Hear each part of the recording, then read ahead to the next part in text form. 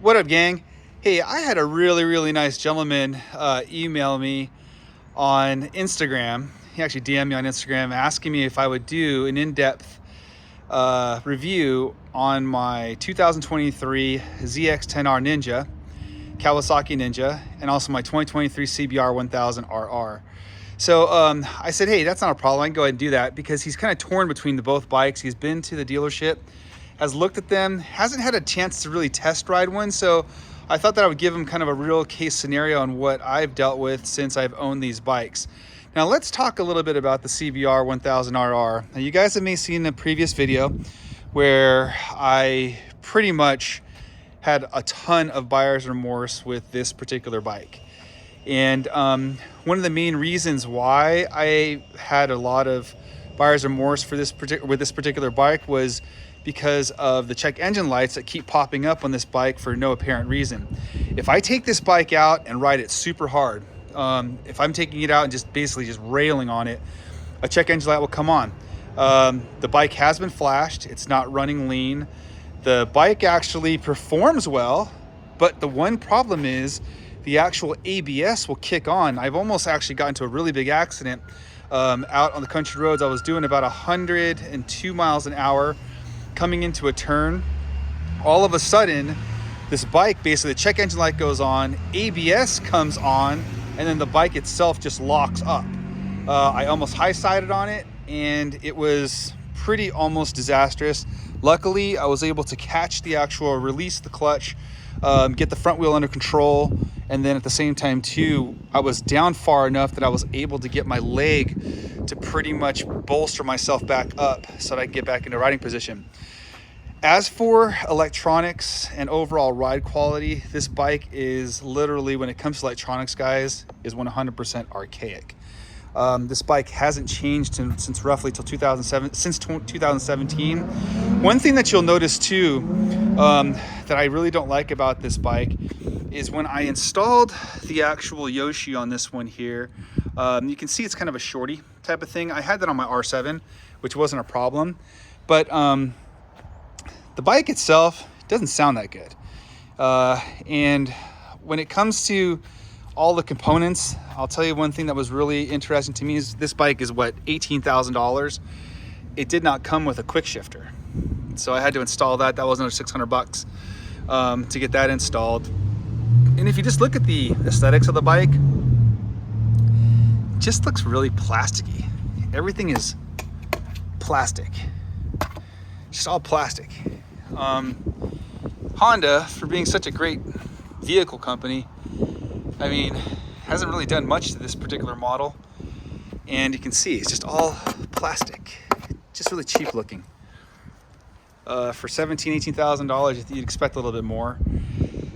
Do I like the way that the bike rides? I'm gonna tell you something really crazy. I know it says a CBR 1000RR, but it rides like a 600cc.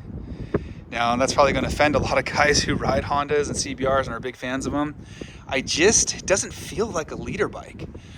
And again, guys, nothing against the Fireblade. I know everyone talks about the Honda Fireblade and everything, but for this particular bike, this particular model, CBR 1000RR, I had one of the first ones in the United States. You guys can see, this was a 2023. Brought this model in from abroad. This particular bike literally has been, for me, an extreme disappointment. So for my money, would I buy this bike? Basically, I'll leave that for the end of the video here. But let's talk a little bit now about the 2023 Kawasaki ZX-10R KRT Edition. I gotta say that I obviously have not ridden a lot of Kawasaki's in my life. I'm more of a Yamaha R1 guy, but I will tell you this bike is nothing but impressed me. I don't know if you guys can notice this too, and I don't know if it shows up on the video, but the wheelbase of this bike is so much longer than the short stubby wheelbase of this bike. Like I said, this is a 1000RR, right? It feels like a 600, like an R6 versus an R1. That's what it feels like. That's the only way I can compare it because that's what I've ridden before. But this bike is a little bit more stretched out. At the same time too, electronics on this bike are really, really nice. And I'll do some cold starts with these too as well before the video's up. But I just like the way that this bike handles. Why? I mean, look at Öhlins steering dampener, Showa suspension for the front end, Showa for the rear end in the back, if you guys can see this. The bike just looks good going down the road, but it feels even better. At high speed, it's so stable. Almost, it's monster-like engine-wise, but it's almost so behaved, like well-behaved on the road. And even going back in the country roads on the twisties and everything too, the bike just handles. And it handles really, really well. Again, this bike was recently flashed. You guys saw the ECU flash that we did there. We were able to get about 202 at the crank, and final numbers for this one here was 193 at the wheel. Not too shabby after everything was said and done. And by the way, our maps are available for sale on MapShare for this bike. I know there's not that many out there, but Steven, if I were going to purchase these bikes, and here's the big whammy, for the same amount of money, you're going to spend roughly about $18,000 on both these bikes. I would not purchase this bike, but I would definitely recommend purchasing this bike. I don't think you will be disappointed with the 2023 ZX-10R. It's a bike that you can definitely grow into, and most importantly, it's going to last. And I have not had any problems with this bike. But I will share something too that I want you to caution you about this. If you ride, and you guys know I've got some pretty good bikes here. Obviously I've got a regular R1 over here, but I also have an R1M. And I'll tell you, these bikes right here, one thing that I love about these bikes is that the blippers on them, basically your quick shifts, are smooth as flipping butter, both of them. Quick shifts here, smooth as butter. This one, even after we flashed it, the quick shifter on this one here, you can see how it's horizontal. I don't know if that has anything to do with it, but it shifts up smoothly, but down very abruptly. And it could just be a Kawasaki thing. Again, I have not ridden a lot of the Kawasaki. I'm a motorcycle enthusiast, 50 years old. But I have track raced the other stuff, and I never had a problem with it downshifting. This one here, the only thing that I would say as a caveat is this is not the best quick shifter that I've ever ridden. I mean, in comparison to a Ducati, comparison to a BMW, there is no comparison. This one's just terrible. But that's my only complaint about the bike. And there's probably a fix for it somewhere. I just haven't discovered what it is. And I'm sure I can probably, with all the guys that watch these videos here, I'm sure I'll get a comment on how to fix the abruptness of the downshift on the actual bike. But everyone says that Brentoon has a map that they've got that would help me with that situation, which I may have to purchase. But as of right now, myself or my personal mechanic, we can't figure it out. So other than that, if I was to go ahead and spend money, 18 grand, it would not be on this bike. It would be on this bike. And Honda, if you guys are watching this, I'm not the only guy that feels the same way about this bike. I mean, for the amount of money, you guys should be including a quick shifter. Also too, just the way that the bike looks, it's just dated. Needs a facelift. Other than that though, let me go ahead and cold start these for you guys so you guys can hear what they sound like. And I can show you also too the TFT screens and everything.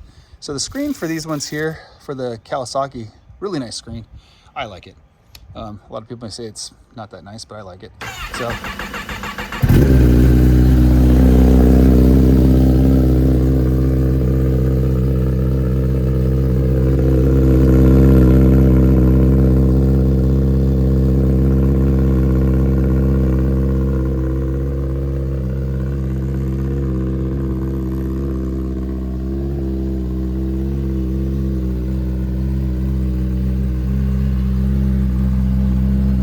That was a cold start for the Cowie. Let's start the Honda. You can see screen on it. Pretty much the same old screen everybody has seen for years.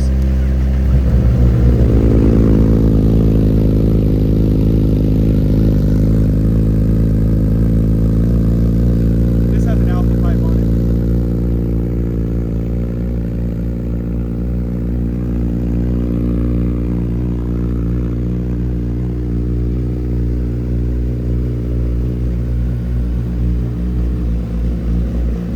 Stock can on the Honda before, you couldn't even hear the bike when it was on. It was as quiet as a scooter.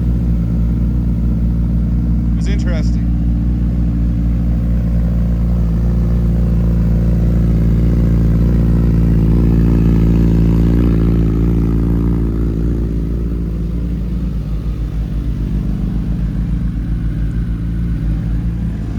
So here's the so you get a little bit of a rev on here too.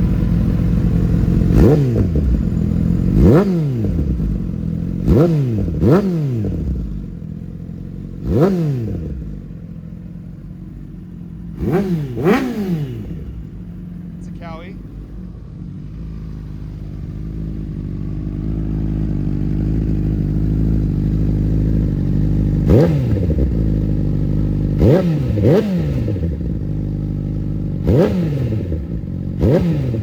It doesn't even sound the same. It's just again, it sounds even like a 600. This one here sounds like a true leader bike.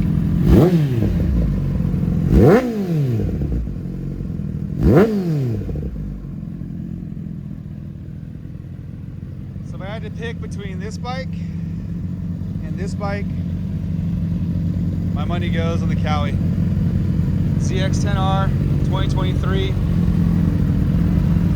Just take my cash now. Well, they already did. This one is getting traded in actually. I already ordered a BMW M1000RR. This one's going in as part of the trade for that deal. And my M1000RR should be here within about 2 months, is what they say. But that, guys, I hope that you enjoyed the actual video. And if you guys have any questions, please comment below. I'll answer them. You guys know I'm pretty good about that. And for the most part, like I said, I just want to make sure that you guys are kind of getting some real unadulterated, not paid for review, since I'm not sponsored by any of these guys. But again, really, really pleased with what I've seen and felt and have experienced on the Cowie. Just really disappointed in the Honda. Super lackluster performance, just not a really fun bike to ride. And this bike is so much more comfortable than this bike too. And again, I still, if I had to choose though, people always ask me this question, it would be the ZX-10R or a Yamaha R1 like this bike here, or the R1M. I'm gonna have to say, guys, I'd end up going back and putting my Yamaha over the Honda or the Kawasaki ZX-10.